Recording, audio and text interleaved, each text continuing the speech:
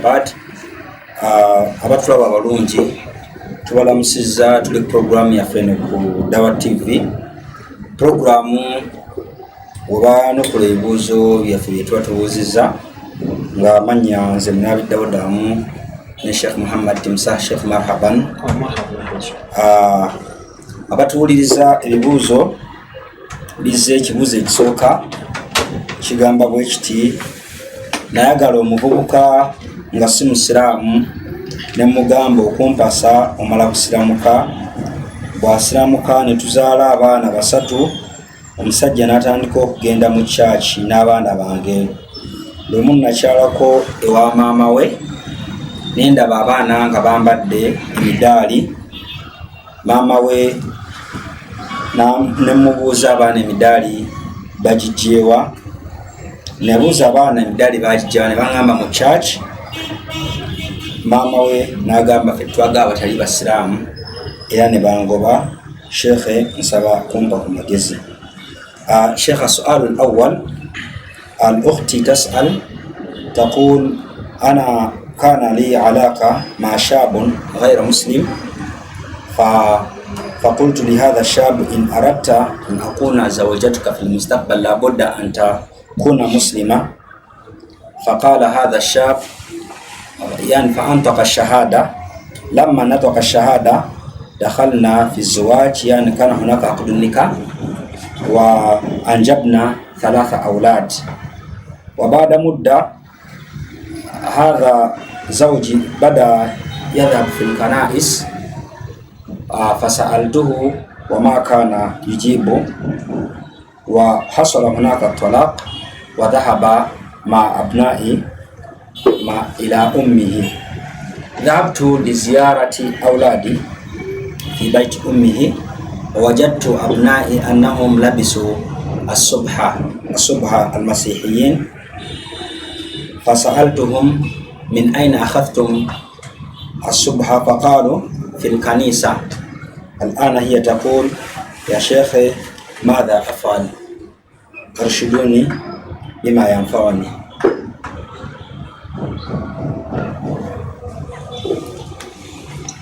بسم الله والصلاة والسلام على رسول الله صلى الله عليه وعلى آله وصحبه ومن والاه. اللهم رب جبرائيل وميكائيل وإسرافيل فاطر السماوات والأرض عالم الغيب والشهادة أنت تحكم بين عبادك فيما كانوا فيه يختلفون. اهدنا لما اختلف فيه من الحق بإذنك إنك تهدي من تشاء إلى صراط مستقيم. ثم أما بعد، يعني بالنسبة لهذا السؤال فلا خلاف بين أهل العلم عليهم رحمة الله قديما وحديثا على أنه إذا ارتد أحد الزوجين عن الإسلام انفسخ عقد النكاح بينهما. Seka agamba ekibuuzo kiri nti abamanyi batugamba nti omu ku bafumba ababiri waava mu busiraamu ng'oyo yatula shahada naye n'abuvamu nga atandise ogenda mu makanisa, obufumbo obwo bwoba bufudde. Ekyo abamanyi bakyegattako. فهذا الزوج على كلام هذه الزوجة أنه نطق الشهادة ودخل في دين الله سبحانه وتعالى بعد أن كان نصرانيا، فثبت إسلامه لما نطق الشهادة، تزوجها على كتاب الله وعلى سنة النبي صلى الله عليه وسلم، وهذا زواج صحيح. agamba omuvubuka oyo bwe yayingira obusiraamu n'atula shahada n'awasa omuwala oyo nga amuwasizza okusinziira ekiri mu Qur'ani, era obufumbo bwali butuufu kuba yali amaze okusiramuka. ثم بعد ذلك هو عاد إلى ملته التي كان عليها قبل ذلك. هل هو كان يغشها يخادعها ولم يدخل أصلا في دين الإسلام ولكن نطق الشهادة هكذا أمامها ليرضيها؟ agamba nti oyo ombaawe yayingira mu busiraamu abeere nga asanyusa omuwala nga yamulimba oba yabuyingirira ddala oba yabyogera alimba. أم أنه ارتد فعلا، دخل في الإسلام ثم ارتد فعليا؟ oba yayingira mu busiraamu n'amaana abuvaamu. هذا لا يهمنا ekyo tekitukwatako Katonda yasinga okukimanya. لأننا نفعل كما كان النبي صلى الله عليه وسلم يفعل. tukola nga nabbi sallallahu alaihi wasallama bwe yakolanga. نقبل من الناس علانيتهم. Kugamba ffe tukkiriza abantu bye boolesa. ونكل سرائرهم إلى الله سبحانه وتعالى. Kugamba ebyomunda n'ebyama byabwe tubirekera Katonda Allah subhanahu wa ta'ala. فهذا الزوج لما ارتد عن دين الله سبحانه وتعالى. omusajja oyo bwe yava mu busiraamu فنقول لهذه الزوجة أولا tugamba omukyalo oyo ekisooka عقد النكاح بينكما قد انفسخ. nti okusookera ddala ebyammwe ebyobufumbo byaggwawo. فإن الله سبحانه وتعالى قال فلا ترجعوهن إلى الكفار لا هن حل لهم ولا هم يحلون لهن. Allah tabarak wa ta'ala atugamba mu Qur'ani nti abakyala bwe batu temubazzaayo eri abantu abatali basiraamu okuba nabo. N'agamba abakyala abo tebakkirizibwa kuba nti bafumbirwa abatali basiraamu wadde abatali basiraamu tebakkirizibwa kuwasa baana ba busiraamu. فأولا العقد انفسخ بينكما. okusookera ddala obufumbo bwayonooneka wakati فلا يحل لك. tebakkirizibwa. وانتبه لهذا جيدا. agamba kino mukifeeko nnyo. لأن هذا الأمر خطأ شائع في هذه البلاد وغيرها. agamba mu nsi eno n'ensi endala ensonga eyo eyitidde nti abaana bafe ab'obuwala babalimbalimba nnyo ne mugenda n'abatali basiraamu nga balimba nti basiraamu. لا يحل لك بأي حال من الأحوال. tokkirizibwa mu mbeera yonna yonna أن تمكثي معه okubanga obeera n'omusajja atali musiraamu وأن تستمر العلاقة بينكما. kugamba gwabuzza ekibuzo temukkiriza kugenda mu maaso ne relationship eyo لأن عقد النكاح انفسخ. kubanga oli bw'abanga yava mu busiraamu bw'ati. وهذا باتفاق العلماء وإجماعهم. ekyabamanyi bakyegattako bonna. وبنص كتاب الله سبحانه وتعالى. era nga ku aya ya Qur'ani Allah tabaraka wa ta'ala kyatugamba. ثانيا ekyokubiri عليك أن تبدأي في العدة من الآن. oteekeddwa okuba ng'otuula idda olutuula lw'abantu batula nga baawukanye. ثالثا ekyokusatu لا بد أن تطالبي بهؤلاء الأولاد. olina okusabayo abaana abo لأن هؤلاء الأولاد من حقك أنت. kubanga abaana abo obalinako obuvunaanyizibwa. ثم إنه oluvannyuma ye كان مسلما yali musiraamu. فعلى عرف هذه البلد agamba okusinziira ku mbeera z'eno ensi Uganda أنهم يتبعون الأب. bo bagoberera taata. هو كان مسلما agamba yali musiraamu ولد هؤلاء الأولاد لما كان أبوهم مسلما فاتبعوا هذا الدين. abaana abo babeera nga bazaalibwa nga taata waabwe musiraamu era balina kuba basiraamu. كونه ارتد بعد ذلك لا علاقة لنا بهذا. agamba nti oluvannyuma lwekyo bw'aba yava mu busiraamu ekyo tetukirinaako mbeera yonna. هذا شيء يخصه هو. ekyo kikwata ku ye. لكن عليك أن تطالبي بهؤلاء الأولاد. naye abaana olina ofoola nga obajjayo. وأن تسلكي الطرق المشروعة في ذلك. agamba ekyo ng'oyita mu makubo amatuufu agalina okugobererwa. فأنت الأحق بحضانة هؤلاء الأولاد. agamba gwe oteekeddwa okubanga mwana wattu abaana abo bakuza bulungi. وهؤلاء الأولاد ولدوا لأبوين مسلمين. abaana abo baazaalibwa ne bazadde baabwe bombiri nga basiraamu. فلا يجوز تغييرهم عن دينهم الذي قد ولدوا عليه. tokkirizibwa kuba nti abaana abo oleka bakyusibwe mu ddiini yaabwe gye baazaalibwamu. ثالثا kyakusatu إذا أراد هذا الزوج bw'abanga omusajja oyo yayagadde أن يتوب إلى الله سبحانه وتعالى okubanga yeenenya akomewo mu busiraamu وأن يعود إليك akomewo gy'oli قبل أن تنقضي العدة nga idda tenaakuggwako فلا خلاف في ذلك. tewali njawukana mu ekyo. وهذا الفسخ لا يعد طلاقا لا يحسب من الطلاق. kwegamba ekyo tebakibalanga ttalaka ekyo tetukibalanga ttalaka. لأنني بينت قبل ذلك أن الفسخ ليس بطلاق. twannyonnyolako wano kibayita fasakhu obufumbo okwonooneka tekibanga ttalaka. فأنت تعتدي oyitula iddayo فإن تاب bw'abanga yeenenyezza وعاد إلى دين الإسلام n'akomawo mu ddiini y'obusiraamu ودخل في الدين n'ayingira obusiraamu وأراد أن يعود إليك قبل أن تنقضي عدتك n'ayagala okudda gy'oli nga ekiseera ky'okutula tekinaakuggwako فلا إشكال بذلك. aga tekina mutawaana تعودان إلى بعضكما بالعقد الأول. agamba muba mujja kuddiŋŋana nga mukozesa buli gundi nike yasooka وإذا انقضت العدة naye idda bw'ebanga eweddeko ثم تاب oluvannyuma n'abeera nga ateenenya mbw akomawo mu busiraamu ودخل في دين الإسلام n'ayingira obusiraamu وأراد أن يعود إليك n'ayagala okudda gy'oli وأنت لم تتزوجي nga tonaakufumbirwa صح أن يعود إليك kikkirizibwa okudda gy'oli بالنكاح الأول awo nga era tukozesa nika esooka لأنه كما في الصحيح okubanga kyali nga kituufu أن النبي صلى الله عليه وسلم agamba kyajja mu sahihi mu sahih bukhari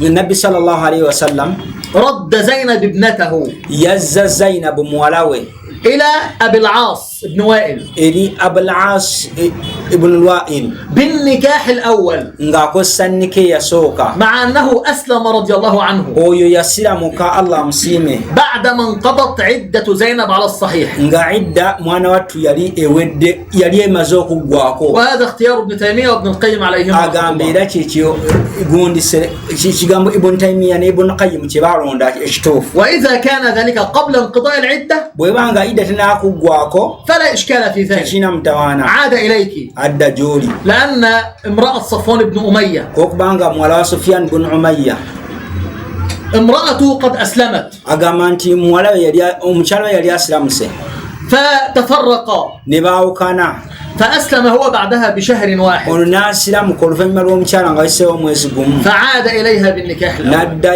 n'addayo ne baddiŋŋana naye nga bakozesa nika eyasooka فهذا الذي يعني عليك والله تعالى أعلم agamba وأعلم ekyo tulina تعرفين. okuba nti okola allah tabaraka wataala yasinga okumanya. Barakallahu fikum. Ekibuuzo ekyo kitegerekese bulungi abatuwuliriza bannaye mugoberere bulungi obuntu bafumanya ogaziwamukko naye mukigumiikirize tubeere nga tufuna ate okumanya. Ekibuuzo ekiddako abawuliriza abalungi n'abatulaba eyo agamba ono nina sisita wange yasiramuka Saudi naye yasiramuka yekka tewali yamutooza shahada n'atandika okusaala n'atandika okukola emirimu emirungi egy'enjawulo. Agamba nti era obusiraamu bwe bukkirizibwa eri Allah, Allah akkiriza emirimu gye. Nze Fatuma eryantonde. Naam, hadhihi al-ukhti ismuha Fatima min mantiqati Lyantonde أو من محافظة ليانتون. هي تقول أن عندها أختي ذهبت إلى السعودية للشغل فأسلمت هناك لكنها ما نطق بالشهادة، يعني ما في واحد أنطقها بالشهادة.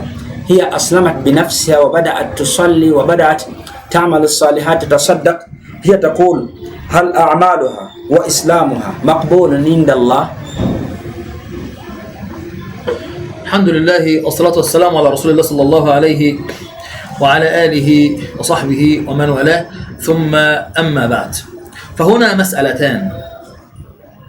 agamba nti ekibuuzo kino kirimu amasala ga miteeko ebiri. المسألة الأولى amasala agasooka أن الإسلام لا يثبت إلا بنطق الشهادتين. obusiraamu bw'omuntu tebunywera okujjako ng'atodde shahada mmeka bbiri. لا يكفي النية في دخول الإسلام. obusiraamu tebumala nti nze mu mutima kye kirimu. فالإنسان لابد أن يأتي بالإيمان القلبي. omuntu alina okuba nga aba n'obukkiriza obw'omu mutima. وأن تكون نيته صادقة في الدخول في هذا الدين. ekigendeerwa kye kibeere nga kituufu ng'ayingira eddiini y'Obuyisiraamu. لكنه لابد أن ينطق الشهادتين. naye alina okwatula shahada. لأنه كما قال صلى الله عليه وسلم kubanga nga nabbi sallallahu alaihi wasallam yagamba بني الإسلام على خمس. obusiraamu bwazimbibwa ku mpagi ttaano. أولها esooka الشهادتين.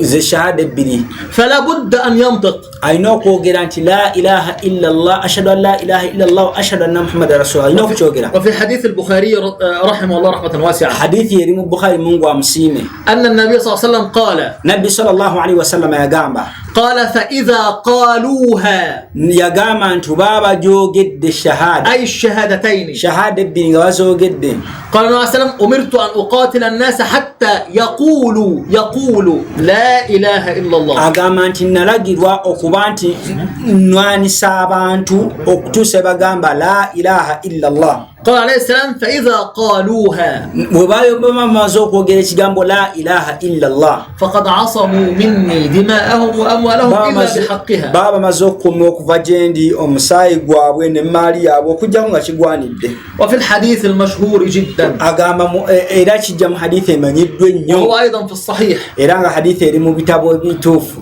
أن أسامة بن زيد رضي الله عنه nti Usama bun Zaidi Allah musiime قتل رجلا yatta omuntu وكان ذلك في الحرب bikyaliwo mu lutalo قتله yamutta والرجل قال لا إله إلا الله نطق الشهادتين. omusajja yamutuukako ng'onakutte ekitala abagenda omutemako omutwe omusajja n'agamba la ilaha illa Allah naye n'agera mu maaso n'amutta.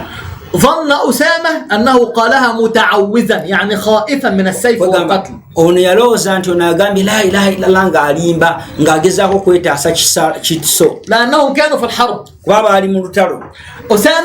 Usama هم أن يقتله في الحرب yamalirira okuba ng'amutta mu lutalo. فلما رأى الرجل السيف فوق رأسه omusajja bwe yalaba ekiso nga kisembedde kiri waggulu wa mutwe gwe كاد أن يموت nga yalaba nga agenda kufa فرفع يده n'asitula emikono gye ونطق الشهادتين. n'agamba la ilaha illallah muhammadu rasulullah. فماذا فعل أسامة رضي الله Usama عنه؟ kiki yakola Mungu amusiime قتله yamutta.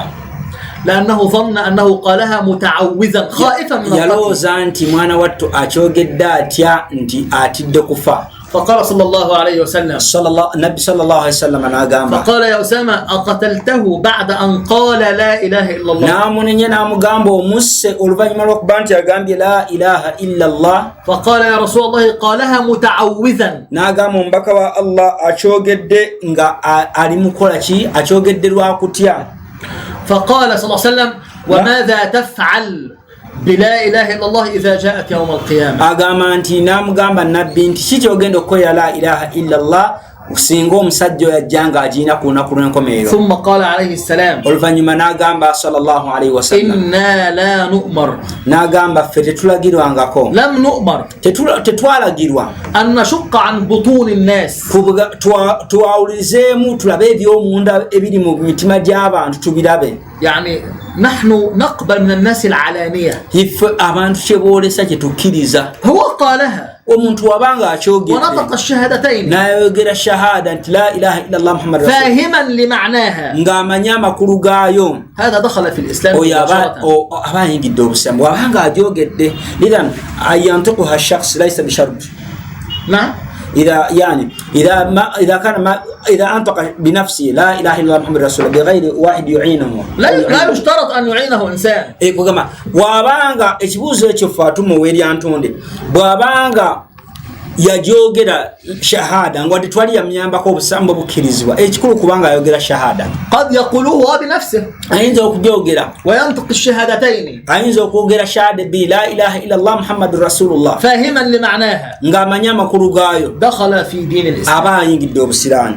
ثانيا ekyokubiri هذه الأخت oyo muganda waffe mwannyinaffe صلت asaala وصامت n'asiiba تصدقت n'asaddaaka ولكنها لم تنطق الشهادتين naye bw'aba tannaba kwogera shahada لم تدخل في دين tannaba الإسلام. kuyingira ddiini ya busiraamu.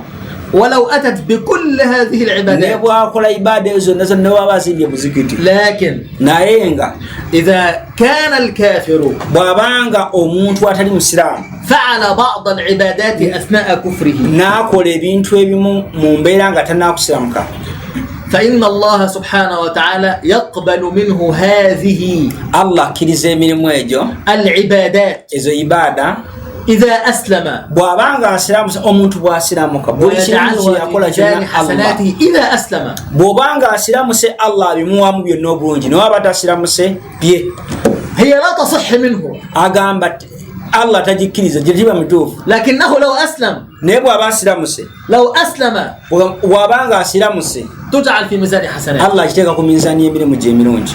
kale فلو تصدق الكافر omuntu atali musiraamu bw'asaddaaka يأخذ أجر هذه الصدقة afuna empeera za saddaaka eyo إذا أسلم. bw'abanga asiramuse. ولكنه إذا لم يسلم naye bw'aba tasiramuse يأخذ أجرها في الدنيا فقط afuna empeera ye ku nsi kuno kwokka من الصيت والشهرة kwegamba afuna ebirungi والثناء من الناس. n'okuba nti amanyika n'abantu omuwana nti أما في الآخرة naye ku nkomerero قال ربنا سبحانه وتعالى katonda yatugamba وقدمنا إلى ما عملوا من عمل agamba twafuula ebyo byakola mu mirimu فجعلناه هباء ne منثورا tubeera nga tugifuula empewo efuumuuka Ka'an lam yakun. enfuufu ugamba aba ategeeza nti alinga nga gy'ataakola ولذلك قال ربنا سبحانه وتعالى في أهل الكتاب kyova katonda atubuulira ku bayahudi n'abanasaara abakristaayo أن ما فعلوه حين كفرهم bye baakola nga tebannakusiramuka وكان صحيحا nga byali bituufu بعدما يدخلون في الإسلام bwe bamala okuyingira obuyisiraamu يأخذون أجر هذه الأعمال. bafuna emirimu قال gyabwe. ربنا سبحانه وتعالى allah atugamba أولئك يؤتون أجرهم مرتين. allah agamba beba bafuna empeera gyabwe emirundi ebiri. وقال تعالى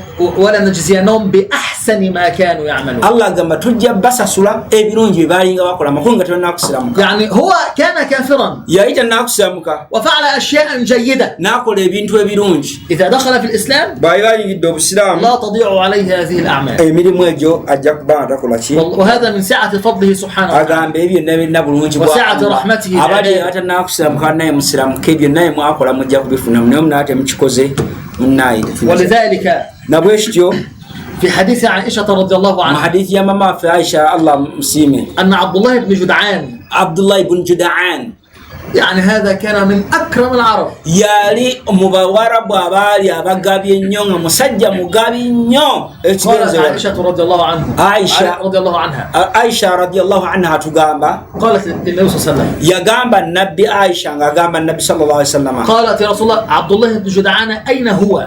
yabuuza nabbi ku musajja eyafa naye nga ye yali akyasinza okugaba abdullahi ibn jadaan n'amubuuza nti abdullahi ibn jadaan ali luddawa فقال عليه السلام هو في النار. nabbi n'amugamba abdullahi ibn jadaan ali mu muliro. فقالت عائشة رضي الله عنها aisha radiyallahu anha يا n'agamba رسول الله owayo mbaka wa allah إنه كان يقري الضيف yali musajja ayisa bulungi abagenyi ng'abawa buli kimu ويطعم المسكين ng'aliisa abanaku ويعين على نوائب الحق. ng'ayambako ku bantu abanoonya obwenkanya ng'abayambako. يعني يفعل خيرا كثيرا جدا. yali akola ebirungi bingi nnyo. فقال يا عائشة n'amugamba owaayo gwe aisha إنه لم يقل يوما nabbi n'agamba teyayogerako n'olunaku رب n'olumu اغفر لي yagamba خطيئتي يوم katonda nsonyiwa ebibi byange ku lunaku lw'enkomero teyakyogerako. والله تعالى أعلم. allah tabaraka wataala yasinga ekibuuzo ekyo ndowooza kitegeeregese bulungi. shekhe assual ladhi yaliana hadha yaqul ekibuuzo ekiddako abatuulizo n'agamba kiri common ndi wa bodaboda nafuna bodaboda yange ku looni bodaboda bwejja nga njijjayo bwemba njijjayo nga mpa kashi nsasula $5,000,000 naye bwemba nja kugisasula mpola mpola ziyinza okuba $8,000,000 nga zensasula kikkirizibwa mu ddiini oba mba ngudde mu muteeko gwa riba. seka katumubuuze tulabe ekyatugamba. shekha hadha yaqul asail yaqul ana asuuku bodaboda ahyana naakhudhu bodaboda إذا كنت تدفع فورا تدفع 5 مليون وإذا كنت تدفع جزءا بالتقسيط يشتري لا يسوق. نعم يشتري. إذا أراد أن يشتري بودابودا لا إذا أراد أن يشتري بودابودا إذا كان يشتري ويدفع فورا من هناك يدفع 5 مليون وإذا كان يدفع شيء فشيء بالتقسيط من هناك يكون 8 مليون أو 10 مليون. هل هذا يجوز وهل هذا الربا؟ الحمد لله والصلاة والسلام على رسول الله صلى الله عليه وعلى آله وصحبه ومن والاه ثم أما بعد. فهذه المسألة المشهورة جدا عند العلماء وهي معروفة بمسألة بيع التقسيط. agamba masala gamanyiddwa nnyo mu bamanyi era nga gayitibwa okutunda ng'oli asasula mu bitundutundu. والحقيقة أن هذه المسألة agamba ekituufu ku masala ago ag'okutunda ekintu ng'oli asasula mu bitundutundu وهي مسألة بيع التقسيط okutunda ngoli ajja kusasula mu bitundutundu. رغم كثرة الكلام حولها Agamba newankubadde ng'ebigambo bingi nnyo ku nsonga eyo. إلا أن بيع التقسيط Agamba okutunda ng'oli asasula mu bitundutundu في الحقيقة ekyaddala هو إجماع العلماء agamba abamanyi bakyegattako بجواز هذا البيع okutunda okwo kukkirizibwa. بل هو مذهب الأئمة الأربعة Agamba amadhabu abana bye bakkiriza Bashafii, Maliki, Abu Hanifa ne Bahambali bonna bakikkiriza. لأن هذا من البيع الذي أحله الله سبحانه Kubanga ekyo kiri mu kutunda wa business Allah ziyakkiriza. لأن بيع التقسيط ما هو؟ Kugamba okutunda ng'oli asasula mu bitundutundu kitegeeza ki? أنا أريد أن أشتري هذه السلعة Njagala kutunda, njagala kuba nti ngula kino ekyamaguzi. إن اشتريتها الآن Nkiguze katikati. فهي بمليون. Agamba right now emanyi sasula kati kya miliyoni emu. طيب وإذا اشتريتها مقسطا يعني أدفع أقساطا bw'abanga agenda kusasula mu bitundutundu ng'asasula mu installments. البائع ماذا يفعل؟ Agamba ono atunda akola ki? يعلي الثمن alinnyisa omuwendo gw'ekino ekintu ky'obanga. لأن الأجل سيطول يعني الوقت في السداد سيطول. Kubanga ebiseera mu kusasula bigenda kuwanvuya naye n'akola ki? N'ayongeramu ku ssente. فكأنه يقول Alinganga agamba أنا سأشتري nze ngenda kuba nti هذه البودابودا bodaboda ngenda gigula ب5 مليون miliyoni 5 ولكن سأدفع لك كل شهر 500,000 naye buli mwezi ngenda kubanga nsasula emitwalo 5.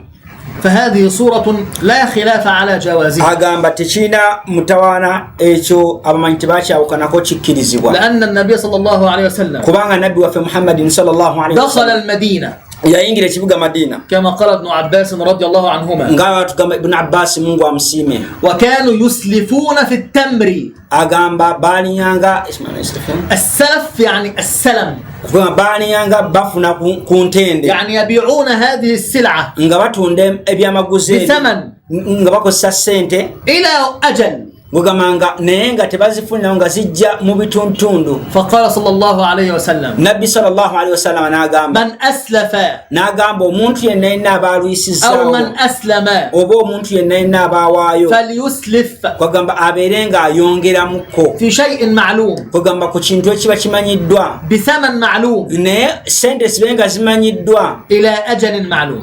era ekiseera kibe nga kimanyiddwa. يعني تريد أن تشتري بودابودا oyagala gula bodaboda اتفق على السعر.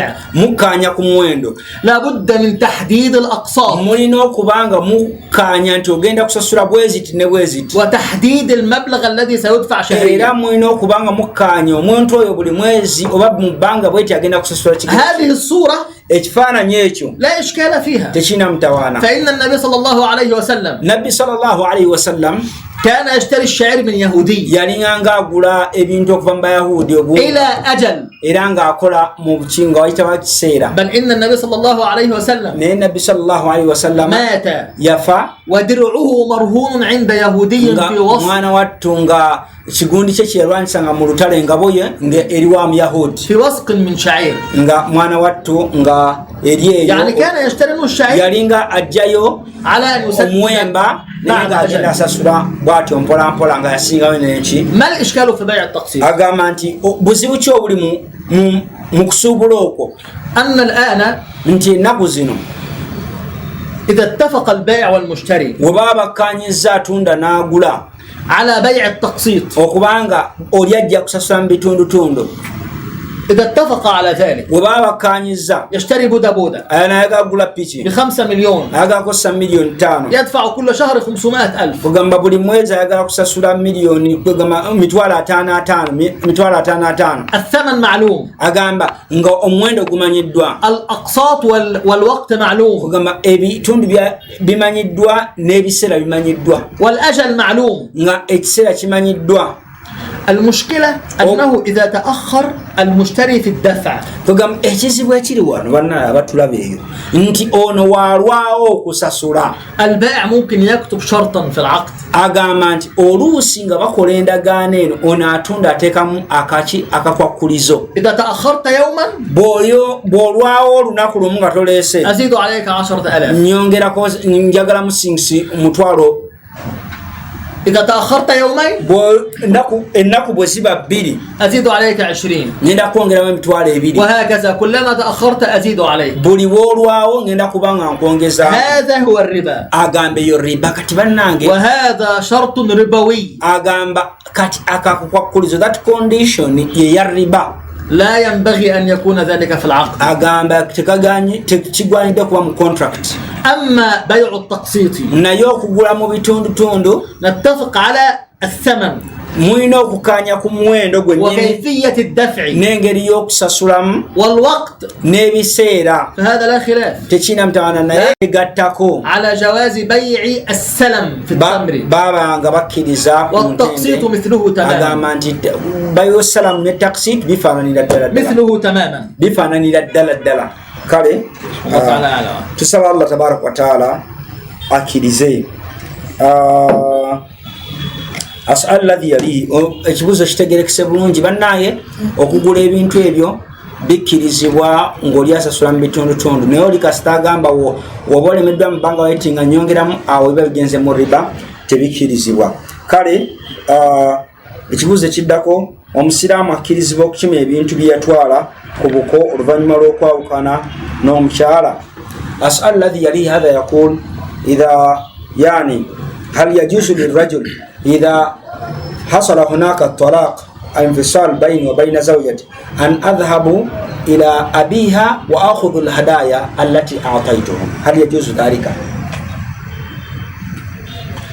الحمد لله والصلاة والسلام على رسول الله صلى الله عليه وعلى آله وصحبه ومن والاه ثم أما بعد. نعم. الخاطب أو الزوج إذا أعطى زوجته الهدايا هذه لها حالتان، إما أن يكون ذلك قبل أن يدخل بها.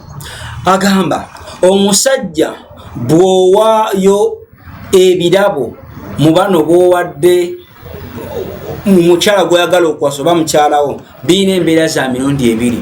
oyinza okuwaayo ebirabo ng'omukyala tonnamufuna tonnanakwegatta naye. وإما أن تكون هذه الهدايا بعد أن يدخل بها. obanga wamala d'okuba naye n'owaayo ebirabo.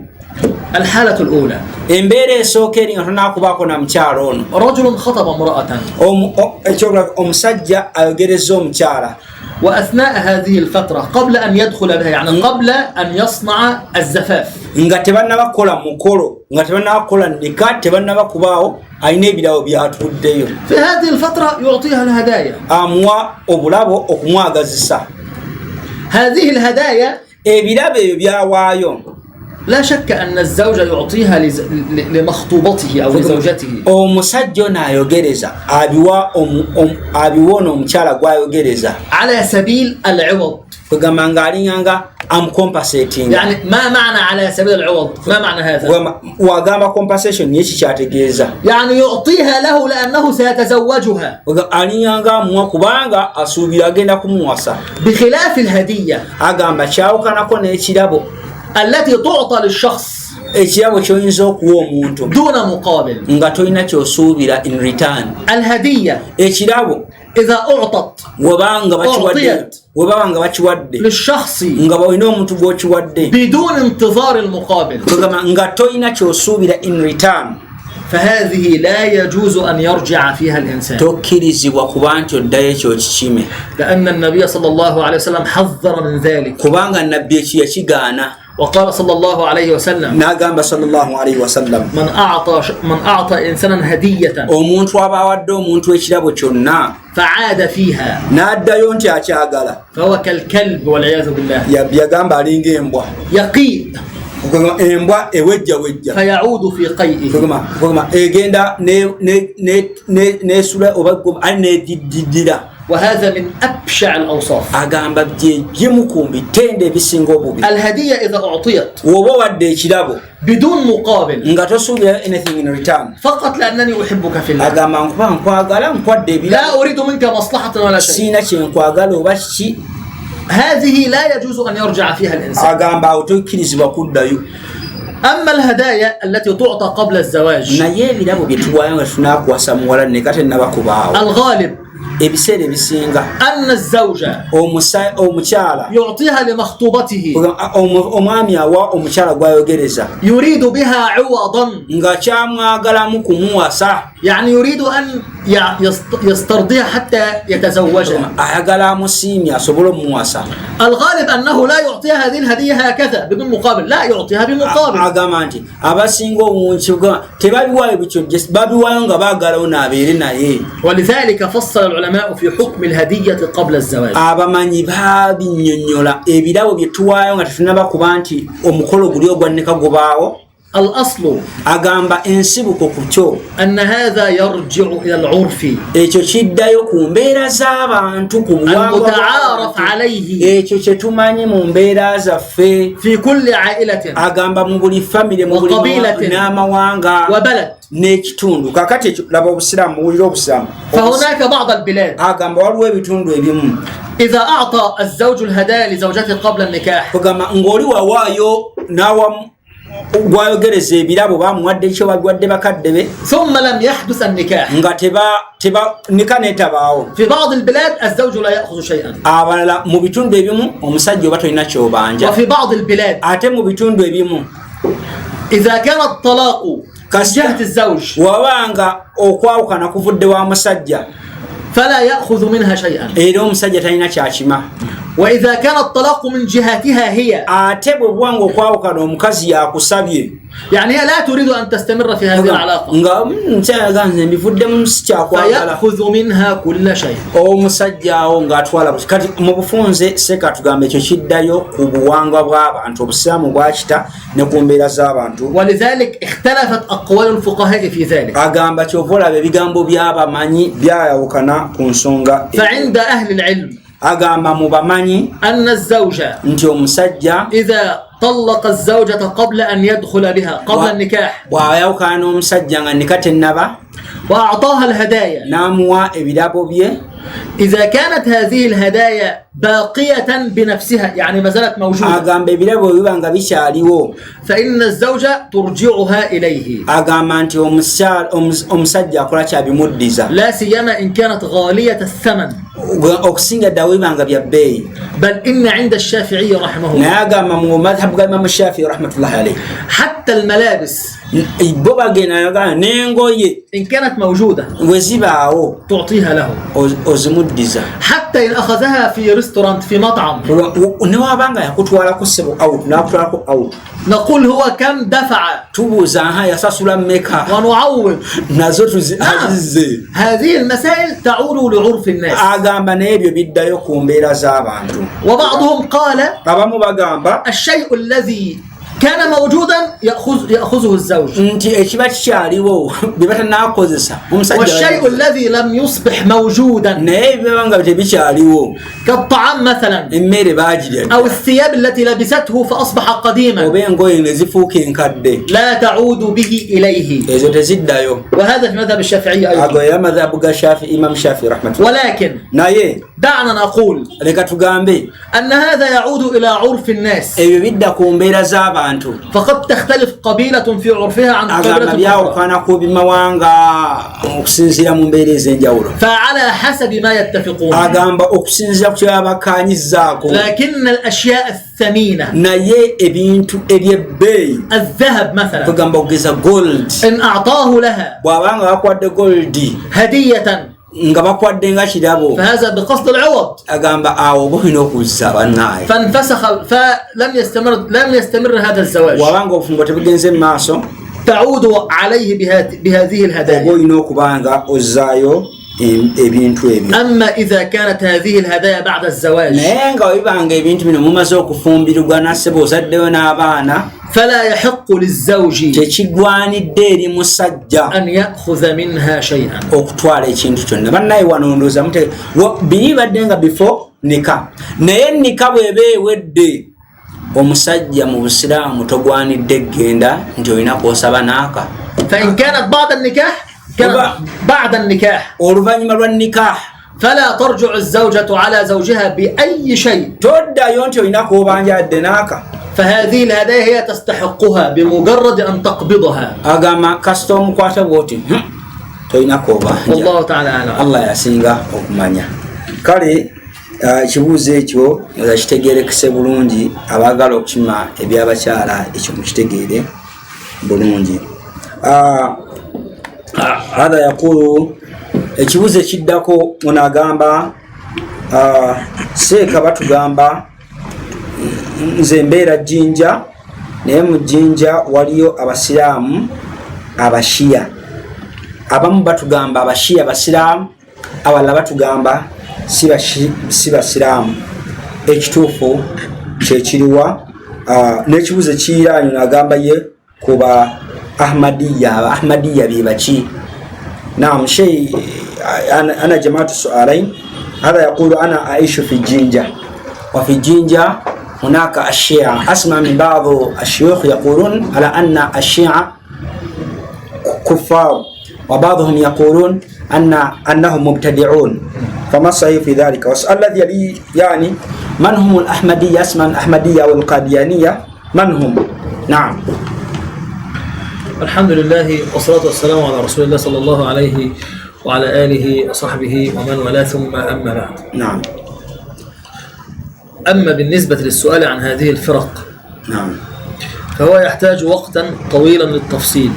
أغامبيه okunyonyola ku bashiya be baani ekyetaaga obudde buwanvu nnyo. ويمكنك أن ترجع إلى كتب أهل السنة بذلك. agamba nti osobola okudda mu bitabo bya ahlu sunna, مثل كتب الشيخ إحسان إليه الظهير عليه رحمة الله. n'agamba ekitabo kya Sheikh Ihsan Ilayhi Dhahir Mungu amusemye, حتى تعرف تفاصيل عقائد هؤلاء. agamba awo ojja kutegeera enzikiriza bulungi ey'abashiya. ولكن أقول لك إجمالا ومختصرا. naye akugambe injena ate mu bufunze. أما بالنسبة للشيعة، abashiya فجمهور أهل السنة والجماعة agamba abasinga obungi mu bamanyi aba ahlu sunna wal jamaa على أنهم يفرقون baawula بين أئمة الشيعة wakati w'abakaŋŋaŋŋa ab'abashiya abanene mu وبين bashiya المؤسسين لهذا المذهب، n'abatandikawo obushiya, العلماء منهم، abamanyi mu bo, وبين العوام. n'abantu ba bulijjo.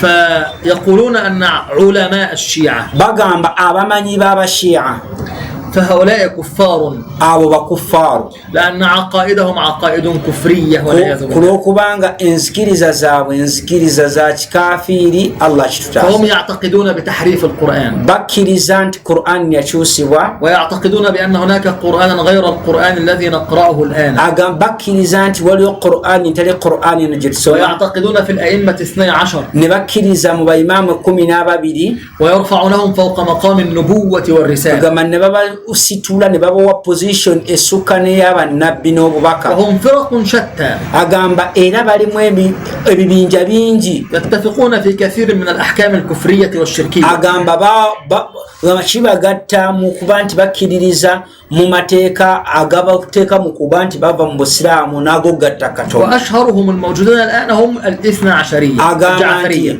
olwaleero abasinga okuba abatumufu abamanyiddwa be ba 12 التي نتكلم عنها. abo betwogerako. فأما الشيعة naye abashiya, أي عوام الشيعة، abashiya bano ababulijjo bambi, فعند جمهور أهل السنة abo abajumuhuru abamanyi ba ahlu sunna bagamba أنهم أهل بدع وضلال، bo tubatwalanga bamubtadi' era ababuze, وعقائدهم عقائد كفرية شركية، era aqida yaabwe ya mwana wattu ya bubuze ya bukafiri. ولا يكفرون منهم المعين، naye togamba nti ono mushiya gwone mukafiri, ono bwati mukafiri. حتى يقيمون عليه الحجة agamba والرسالة. okutuusa we tumuleetera obujulizi ne tubumuwa ne tumusomesa, awo bwetulyoka tukimuteekako. لانتشار الجهل فيهم agamba olw'obutamanya obusaasaanya ennyo mu bo, وعدم العلم. n'agamba nti n'okuba nti tebalina kumanya. فجمهور أهل السنة abagamba nti abasinga obungi mu bamanyi ba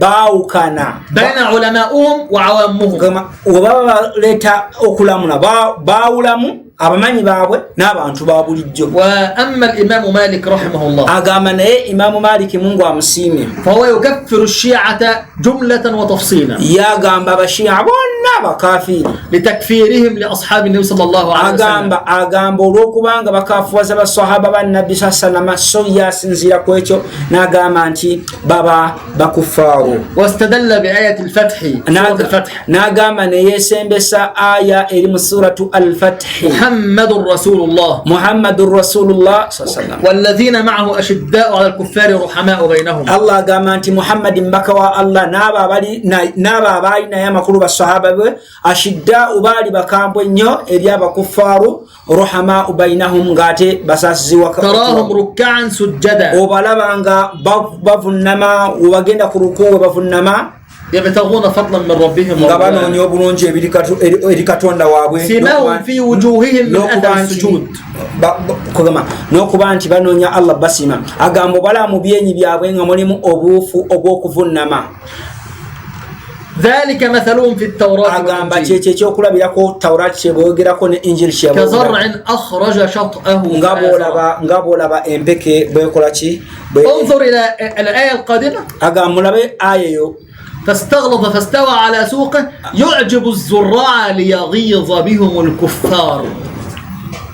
فماذا قال مالك رحمه الله؟ agamba Imam Malik awo kiki yagamba. قال فكل agamba buli من أغاظه أصحاب النبي صلى الله buli عليه وسلم anyiiza basahaba ba nabbi فقد وصفهم ربنا بأنهم كفار. Allah yabogerako nti abo abakuffaar. فهؤلاء يكفرون أصحاب النبي abashi'a abakafuwaza basahaba ويحرفون كتاب ربنا ne سبحانه وتعالى bakyusa Qur'ani y'ekitiibwa يطوفون بالقبور ne beetooloola entaana ويعتقدون فيها ne bazikkirizaamu. ولهم مهدي خاص بهم balina mahadi waabwe محمد بن حسن العسكري. agamba Muhammad bin Hassan al-Askari. ولهم عقائد balina enzikiriza تخالف عقائد أهل السنة nga والجماعة. zaawukana ne enzikiriza z'aba ahlu sunna wal jamaa. كل هذا وغيره agamba ebyo byonna n'ebirala جعل أهل السنة والجماعة aba ahlu sunna wal jamaa يقولون okubanga bagamba عقائدهم كفرية enzikiriza zaabwe za bukafiiri. لكن لا بد أن نبين لهم naye tulina okubanyonyola nga tebannakaafu قبل أن نكفر معينا wano bannaye kano kange nti بخلاف الإمام مالك رحمه agamba الله. okwawunakanako ne Imam Maliki tugamba bannaye ndowooza mulaba abasajja balwawo kaafuwaza ffe wano kituli wano. لكن فلنحذر من هؤلاء n'agamba naye tulina okuba nti tubeewala الذين يشيعون الضلال والانحراف abo والبدع abasaasaanya obubuze ne bida mwana wattu ويطعنون في دين الله سبحانه ne وتعالى. babeera nga bakuba ebituli mu ddiini ya Allah tabaraka wa أما ta'ala. بالنسبة للأحمدية والقديانية naye bwe twogera ku ba Ahmadiyya bakadiyaani فهم أتباع المرزا غلام أحمد قدياني. agamba abo bagoberera أحمد قدياني. Mirza Ahmad Qadian gwe bagoberera. هؤلاء أصلا ليسوا مسلمين. agamba ab'ensibuko yaabwe si n'abasiraamu. فهم يعتقدون أن النبوة لم تختم بمحمد صلى الله bo عليه وسلم. bakkiriza nti obubaka aba Ahmadiyya bakkiriza nti obubaka obw'enkomerero tebuli bwa Nabbi Muhammad sallama. وهم يعتقدون الألوهية والعياذ بالله في هذا الذي يتبعونه وهو غلام مرزا أحمد قد الذي ادعى النبوة وقيل أنه ادعى الألوهية وغير ذلك. agamba bamwogerako oyo Ghulam Mirza Ahmad oyo gwe bakkiriza bagamba ye nabbi gwe nabbi bujja kudda ku ye abamu balina n'ensikiriza nti obwakatonda bwennyininyini bubatambulira mu ye. agamba ebyo byonna byonna abo aslan si basiraamu. ويعتقدون عقائد balina enzikiriza لا تمت للإسلام بصلة. agamba teziina kakwate yadde na busiraamu. ولست أنا من يكفرهم agamba si ye بل abakaafuwaza المجامع الفقهية naye ebitabo by'abakwenkufu. واللجنة الدائمة لهيئة كبار العلماء agamba n'akakiiko ak'abamanyi وكل علماء أهل السنة والجماعة agamba n'abamanyi ba ahlu sunna wal jamaa يكفرون هؤلاء bonna bonna babakaafuwaza ويقولون أنهم ليسوا بمسلمين. era bagamba si basiraamu. منهم الشيخ ابن باز رحمه agamba الله mulimu Sheikh bin Baz الشيخ الألباني رحمه الله Albani Allah musaasi وكل المجامع الفقهية المعاصرة. agamba n'ebitabo by'abajami alfiqhiyya abamanyi bonna bonna وإذا bonna أردت أن تبحث في تفصيل عقائدهم agamba oba oyagadde okusoma akawanvu n'akampi ku bantu abo ba يمكنك Ahmadiyya أن ترجع إلى أحد الكتب المشهورة في ذلك agamba osobola okusoma ku bitabo ebimanyiddwa ku nsonga eyo. ككتب الشيخ إحسان إله ظهير. agamba ng'ekitabo kya Sheikh Ihsan kimu ku bitabo bye yabinnyonnyola bulungi ebyo. والله تعالى أعلم. Allah yasinga okumanya. Programu yaffe abatulaba bulungi ebibuuzo ebadde bikyaliwo naye tugenda gikomyawo olwakadde insha Allah. بضيق الوقت نقف بذلك. جزاك الله خير. tubebaza nnyo ebibuuzo byammwe abalabye nolabaka video oba ku YouTube oba ku Facebook oba ku TikTok teekawo ekibuuzo kyo inshallah tujja kukitunulamu tukiweseeka ajja kukiddamu. tubebaza nnyo mwenna abatugoberera tubeebaliza ddala. Assalamu alaikum warahmatullahi wabarakatuh. Wa alaikum assalam warahmatullahi wabarakatuh.